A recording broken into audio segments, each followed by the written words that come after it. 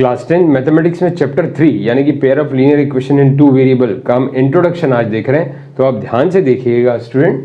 तो देखिए स्टूडेंट, इसको स्टार्ट करने से पहले एक इंपॉर्टेंट कॉन्सेप्ट देखिए कि what is the difference between polynomial and equation. बच्चे कंफ्यूज होते हैं, जैसे कि मैं एक एग्जांपल लूँ 2x + 1 = 0। तो ये क्या है? एक इक्वेशन है, क्योंकि इक्वल टू 0 है। अब मैं इसी को इस तरह से लिखूं 2x + 1, तो दिस इज अ पॉलिनोमियल।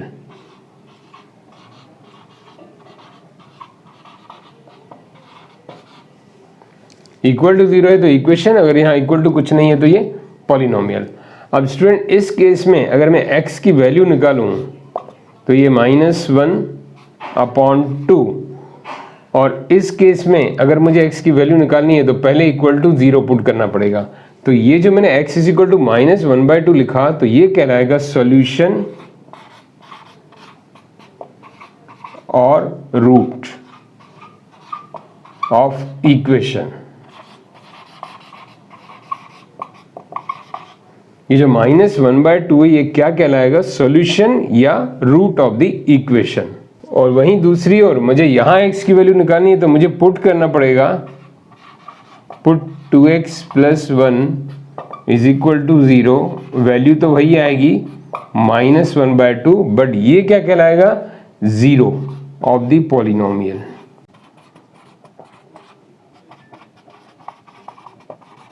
जैसा कि पिछले चैप्टर में हम पढ़ चुके हैं 0 ऑफ द पॉलिनोमियल। यहाँ मुझे पॉलिनोमियल को इक्वेट करके 0 और x निकालना पड़ा, तो इसको मैं कहूँगा 0 ऑफ द पॉलिनोमियल। मतलब यहाँ इसको रखने से ये 0 हो जाता है, इसलिए कहलाता है 0 ऑफ द पॉलिनोमियल। और ये क्या है? सॉल्यूशन और रूट ऑफ द इक्वेशन।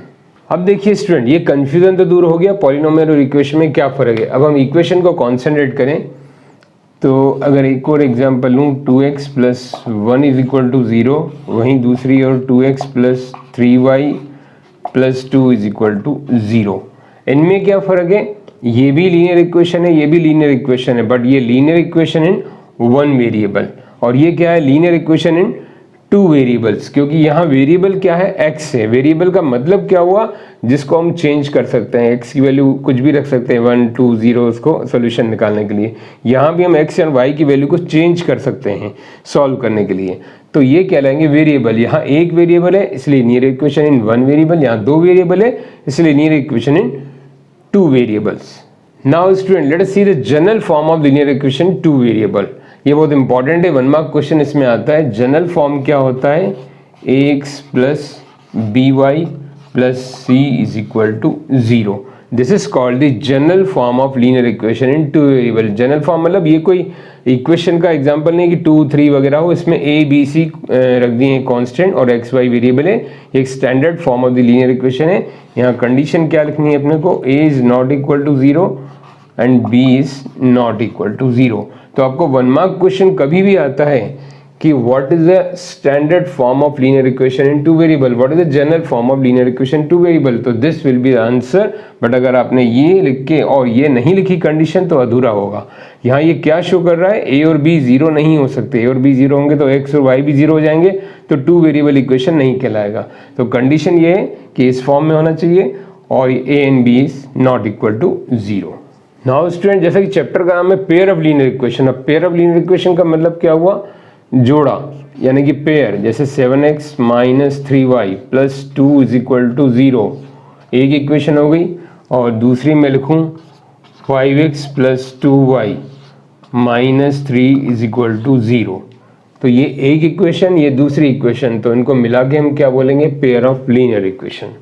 अब इसमें अगर आपसे पूछा जाए कि what is the general form of pair of linear equation in 2 variable, तो हम क्या ले लेंगे?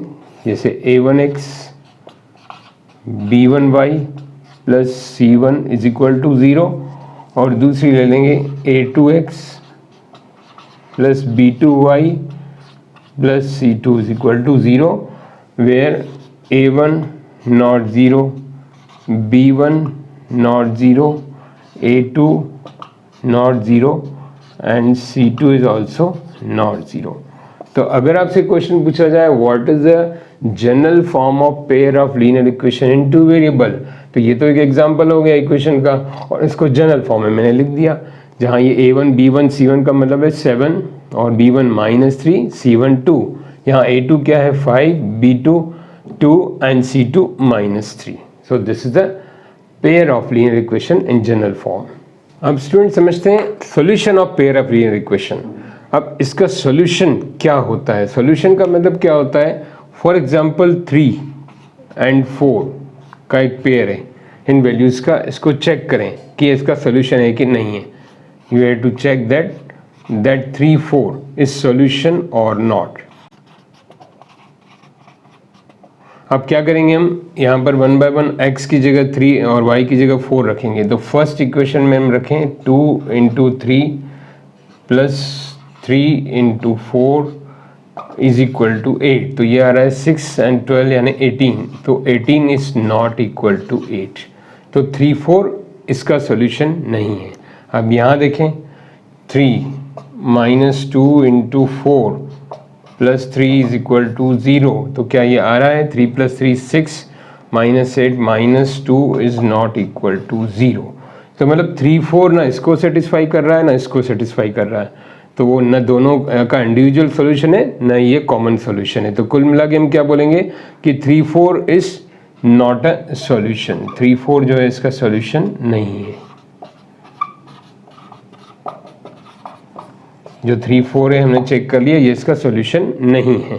अब हम एक दूसरा पेयर चेक करते हैं 1, 2 यानी 1 2। इसको हम चेक करें कि ये इसका सॉल्यूशन है ये नहीं है।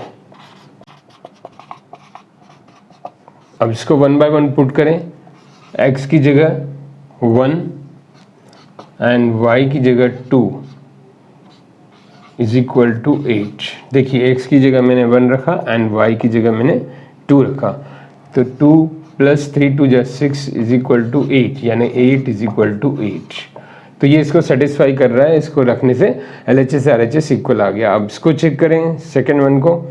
तो x की जगह पर यहाँ मैं सेकेंड वन को चेक कर रहा हूँ 1 एंड y की जगह पर 2 is equal to +3 is equal to 0। तो देखिए स्टूडेंट, इक्वेशन में जरूरी नहीं कि इक्वल टू 0 है, 3 को इधर भी ले जा सकते हैं, बस इसको बोलते हैं स्टैंडर्ड फॉर्म। अगर पूरी वैल्यूज इधर हो इस तरफ 0 है तो स्टैंडर्ड फॉर्म। बाकी ये भी पेयर ऑफ लीनियर इक्वेशन है। इसको 8 को इधर ले जाके भी रख सकते हैं -8 इज इक्वल टू 0।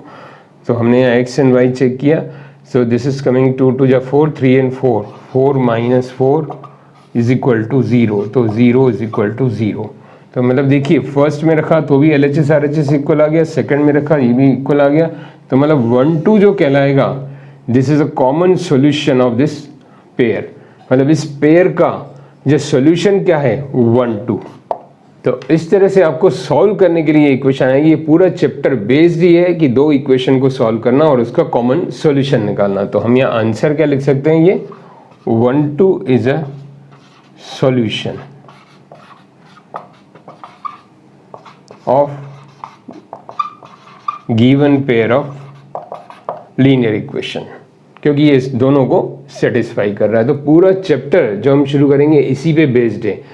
अब इस पे क्या करेंगे, हम डिफरेंट मेथड से सॉल्व करेंगे जो आपके सिलेबस में है। ग्राफिकल मेथड है, इक्वेटिंग कोफिशिएंट्स है, एलिमिनेशन इसको कहते हैं, या सब्स्टिट्यूशन मेथड है। जो भी मेथड से वो हम डिस्कस करेंगे, उन मेथड से इक्वेशंस को हम सॉल्व करेंगे और ये कॉमन सॉल्यूशन निकालेंगे।